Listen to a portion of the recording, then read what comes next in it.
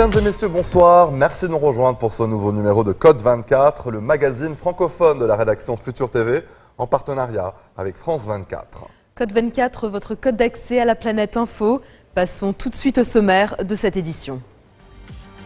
Ce soir, dans Code 24, nous nous intéressons aux hommes qui s'engagent pour l'égalité professionnelle et s'impliquent dans la vie familiale, une tendance qui s'affirme en France. Certains s'organisent en réseau, comme les Happy Men. Nous irons ensuite en Colombie, où des médecins et infirmiers cubains attendent de pouvoir partir vers les États-Unis. Une tâche devenue plus difficile depuis le rapprochement entre Washington et la Havane. Nous vous emmènerons au cœur de l'opération Barkhane, l'opération de lutte contre le terrorisme au Sahel, menée par l'armée française. Au Cachemire, une nouvelle génération de jeunes musulmans prend les armes contre l'Inde. Coup de projecteur sur ces nouveaux moudjahidines. L'Inde qui est en train de devenir l'usine à bébés du monde, la gestation pour autrui s'y développe sans tabou. Reportage avec des mères porteuses.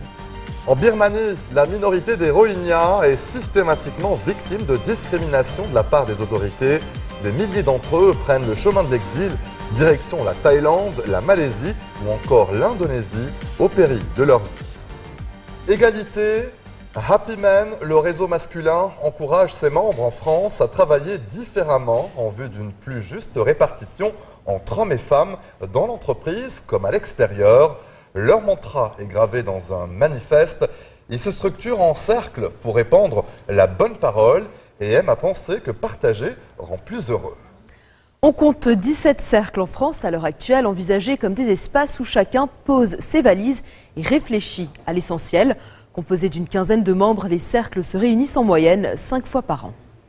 Pas d'inquiétude, les Happy Man ne sont pas une secte, mais un réseau d'hommes engagés pour la parité en milieu professionnel. Lancé en 2013, le mouvement compte désormais 250 membres répartis au sein d'une dizaine de grosses boîtes dans les secteurs des télécoms, de l'énergie ou de la banque. C'est un reportage signé Lucie Provent, Sylvain Rousseau et Myriam Amela-Lalmas. Georges est un homme heureux, un happy man. Bien plus qu'un état d'esprit, un concept. Son secret, s'occuper de ses enfants, accorder du temps à son épouse et accomplir des tâches ménagères.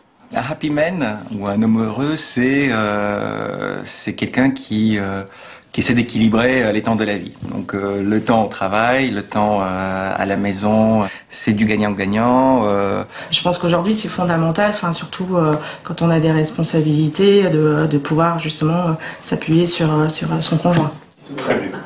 Détrompez-vous, ce n'est pas une réunion de travail sans fin. Georges est en compagnie d'autres hommes heureux. Ce réseau regroupe 300 membres venant de 10 entreprises françaises. Beaucoup d'entre eux ne reviendraient en arrière pour rien au monde. J'ai redécouvert, on va dire, ma famille, ma femme et mes enfants lors d'un congé sabbatique. J'ai compris que finalement je vivais peut-être quelque chose qui n'était pas forcément une vie vraiment très normale. La mission de ces hommes, faire en sorte que leur façon de travailler soit plus acceptée et donc plus courante. Si on part avant 19h, avant 20h, on est nul pour un mec. Et il y avait une réunion, une conférence vendredi dernier, et on est sorti à 20h parce que c'était une conférence, et on a regardé, tous les bureaux étaient occupés par des hommes. Et donc là, on peut dire non. Moi, je peux dire non. Si mon chef me dit, tiens, tu passeras me voir à 7h, je dis, non, je rentre à la maison. Oser dire non, c'est le slogan d'Edwige à la tête de Mix City, un réseau féminin. En France, 97% des congés après une naissance sont pris par des femmes. Et 40% des femmes changent de carrière après leur premier enfant, contre 6% des hommes.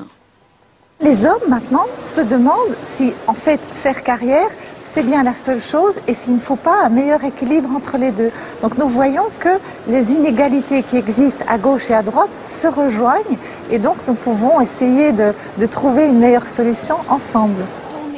Combiner une vie de famille avec une carrière, une avancée pour les hommes et les femmes, mais aussi pour leurs enfants. Des études ont montré que le temps libre accordé par les pères aux enfants rend aussi ces derniers plus heureux. L'engouement des hommes pour la parité serait-il dans l'air du temps? C'est en tout cas dans cet esprit que l'ONU a lancé en France en mars dernier la campagne He for She, exhortant ces messieurs à prendre la parole contre les inégalités. Déjà entamé aux États-Unis où il a reçu le soutien de Barack Obama ou encore de Matt Damon, le mouvement a été rejoint en France par des personnalités d'horizons divers, notamment le maire de Bordeaux, Alain Juppé.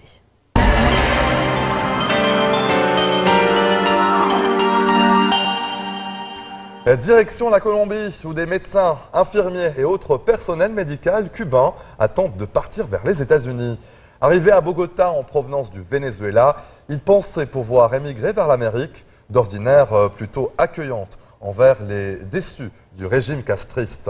Oui, mais voilà, depuis la normalisation de ses relations avec la Havane, Washington semble faire la sourde oreille à l'appel de ces réfugiés. Les correspondants de France 24, Pascal Mariani et Juan Orozco, les ont rencontrés dans la capitale colombienne où ils attendent leur visa, pourtant promis par les États-Unis. Reportage. D'ordinaire discrets, ils ont décidé de faire entendre leur voix. Ils sont cubains et médecins, dentistes ou infirmiers, bloqués à Bogota dans l'attente d'un visa promis par les États-Unis. Nous demandons au gouvernement des États-Unis et à ses autorités migratoires d'étudier nos cas et de nous aider à sortir de cette impasse pour que nous puissions enfin rejoindre une terre de liberté.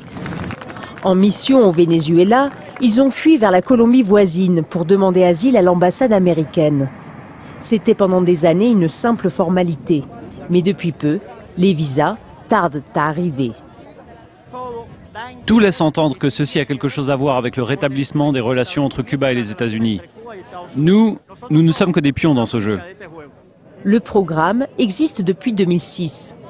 Il a été mis en place par Washington pour inciter les professionnels cubains de la santé à déserter lors de leur mission à l'étranger. 6 000 d'entre eux en ont bénéficié. Depuis qu'il a déposé sa demande, Dicel a reçu pour toute réponse ce message. Nous avons bien reçu les documents correspondant au programme d'accueil des médecins cubains à l'ambassade des États-Unis à Bogota. Le traitement de votre demande peut prendre 3 mois. Moi, ça fait 160 jours que je les ai présentés, 161 ou 162 jours même.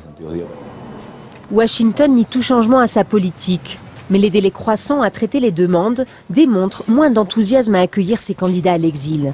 À Bogota, ils seraient plusieurs centaines. Ils partagent des appartements dans des quartiers excentrés et une même perplexité. Maintenant, il arrive que des visas soient refusés à des gens qui ont fourni tous les papiers. C'est très inquiétant. 11 Cubains vivent ici.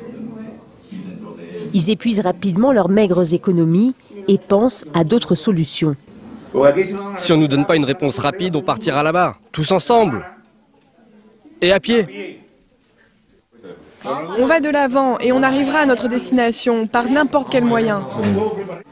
Les plus désespérés ont déjà pris la route, en clandestin.